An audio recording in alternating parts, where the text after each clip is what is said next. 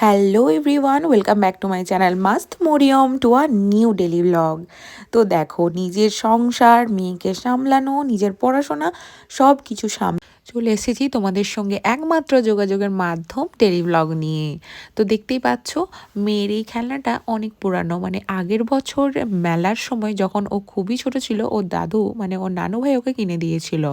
তো আমার ছোট কাকা যেহেতু খুব ছোট ছিল, সেহেতু এসব বুঝতো না, কিন্তু আস্তে আস্তে যখন বড় হচ্ছে, খেলনা চিনছে, নাম ধরে চাইছে, তখন ওকে সব বের করে করে দিচ্ছি। সকালে মাহিনের পাপাকে পার করে দেওয়ার পর আমি আমার ব্রেকফাস্ট কমপ্লিট করলাম। মাহিন কি করছেন? কি করছেন? কি রান্না? হ্যাঁ, ঘুষ কেমন করে খাবেন? তো পাকা মেয়ের পাকা পাকা কথাগুলো শুনলে তোমরা কি বলবো, এত চটর বটর কথা শিখে গেছে যে কি বলবো। আর এরপর স্নান টান কমপ্লিট করে আমরা একটু যাচ্ছিলাম মা মেয়ে মিলে উপরে। তো উপরটা একটু গুছিয়ে গাছিয়ে রাখছি, কারণ এই ছোট বাচ্চাকে নিয়ে আমি খুব একটা দূরতলা এবং নিচের তলা বাগিয়ে গুছিয়ে রাখতে সক্ষম হই না। সত্যি কথা বলতে, উপরটা বাগাই তো নিচেরটা নোংরা হয়ে যায়, নিচেরটা বাগাই তো আবার উপরেরটা নোংরা হয়ে যায়, মানে সময়ে ঠিক কুলিয়ে উঠতে পারি না। তো যাই হোক, উপরটা একটু বাগিয়েছি, কারণ সামনেই মেলা আসছে, আবার মেলার অনেক মজার মজার ব্লগ তোমরা দেখতে পাবে।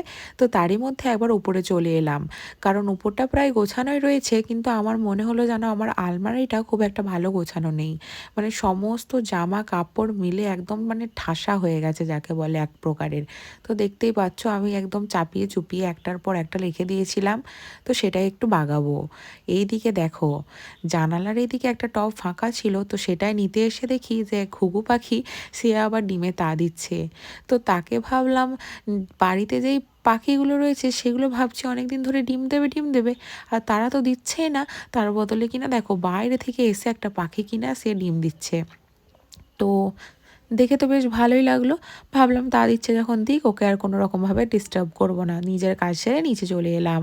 বিকেলে মেয়েকে একদম রেডি করে, যেহেতু শীতকাল বুঝতেই পারছো, টুপি জামা না পরিয়ে বের করলে আবার ঠান্ডা বাতাস বইবে, ঠান্ডা লাগবে। তো সেই সব রেডি করিয়ে ওকে নিয়ে এসেছিলাম ভাবিদের বাড়িতে। এখানে এসে দেখি নুরতা যেদিকে রান্নাবাটি খেলা খেলছে। এখন যেহেতু সবার ফাইনাল এক্সাম হয়ে গেছে, তো সবাই এখন খেলাতেই মেতে রয়েছে। ওদের সঙ্গে আবার আমার পুচকিটাও যোগ দিয়ে দিল, সেও আবার রান্নাবাটি খেলতে ব্যস্ত হয়ে গেল। আর এইদিকে সেই ছোট্টবেলাকার জুতোটা বের করেছে, পায়ে হবে না কিন্তু ওইটাই পরবে। জুতোটা পায়ে নিজেই পরার চেষ্টা করছে, আমি পরাতে যাচ্ছি, আমার পরানো তো নেবে না, একটু করে পরার নিজেই চেষ্টা করছে। আবার যখন পরতে পারছে না, আবার হাতে করে নিয়ে দুপায়ে এগোচ্ছে, আবার পরার চেষ্টা করছে, যখন পাচ্ছে না তো আবার হাতে করে নিয়ে এগিয়ে যাচ্ছে।